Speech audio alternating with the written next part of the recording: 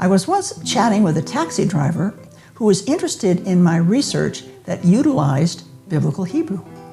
I explained that I had been completely taken aback by the large number of people who had viewed my introduction to Biblical Hebrew videos on YouTube.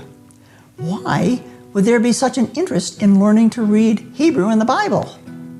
He offered an interesting thought. People perceive our current world as dangerous and getting worse, and they want to grow closer to God.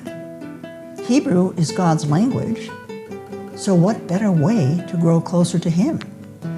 My method of teaching Biblical Hebrew is quite different from the traditional approach. I do not emphasize grammar, which is, after all, another language imposed upon Hebrew. Instead, you will learn the language like a child, and I will emphasize two things: the sound of the language and the patterns of the language. For example, Hebrew uses a 3-letter verbal root that can change the sense of meaning by adding letters and changing the sound. Go to our website for more information and to register if you want to learn to read Biblical Hebrew.